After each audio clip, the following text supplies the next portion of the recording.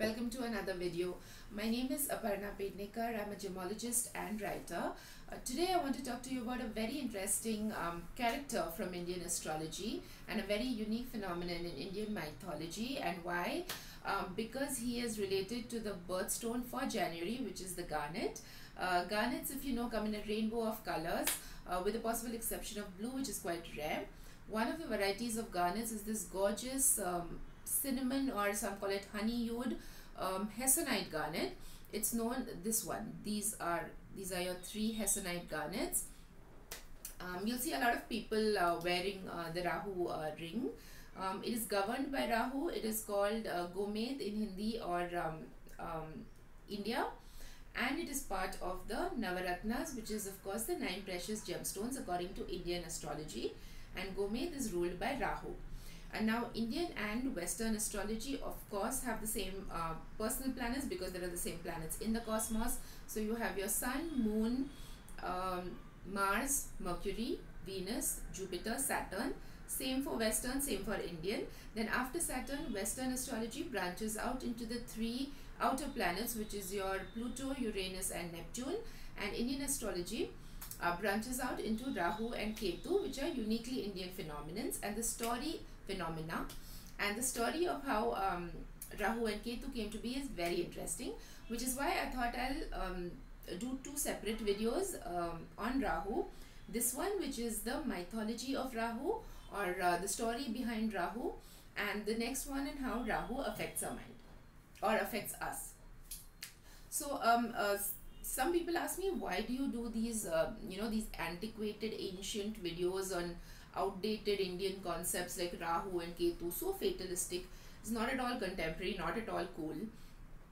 But Rahu in particular rules the demons of the mind. Rahu himself is a demon and rules mental illnesses, rules chaos and confusion in the mind. So despite all the technological progress that we are making, despite all the scientific breakthroughs that the world is making, the demons of the mind continue to elude all of us. The workings of the mind, the darker workings of the mind, continue to confound the smartest and the best of us.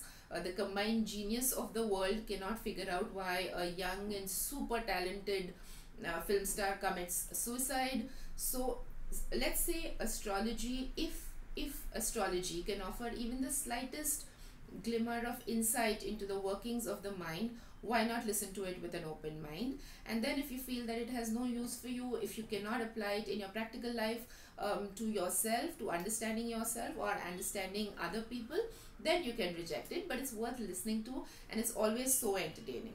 So back to the story of Rahu and Ketu and how they came to be. What is this? Yes, so this story goes back to the churning of the ocean, or the Samudra Manthan, and where during which the nectar of immortality, always get that wrong, immortality was produced, which the Devas or the gods had, and which the Asuras or the demons also wanted. But Vishnu disguised himself as Mohini, a beautiful woman, and distracted the Asuras while the gods were having the nectar of immortality to become immortal. But there was a clever demon called Swarnabhanu. It's like, if Vishnu can disguise himself, I'll also disguise myself. So he disguised himself as a god, went into the god camp, infiltrated the god camp, and was about to have the nectar when the sun and the moon, or Surya and Chandra, realized that here is this demon pretending to be a god. They complained to Vishnu. Vishnu said, hang on, I'll handle this matter. He came with his Sudarshan Chakra, cut Swarnabhanu in half. His head went to the north, his torso went to the south. The head became Rahu, the torso became Ketu. But by then he had managed to have 1 drop of the nectar, so he became immortal. Both of them, Rahu and Ketu, became immortal. And ever since then, Rahu and Ketu have been chasing the sun and the moon through the cosmos for revenge. Whenever they catch hold of the sun and the moon is when the sun and moon eclipses occur. But the more important thing to notice here, rather than just the entertainment, is that these 2 Krura Graha, they are known as cruel planets, they're not even planets, they're shadow planets, are part of the auspicious Navagrahas. If you want to know why, do listen to the next video. I promise you it'll be very insightful.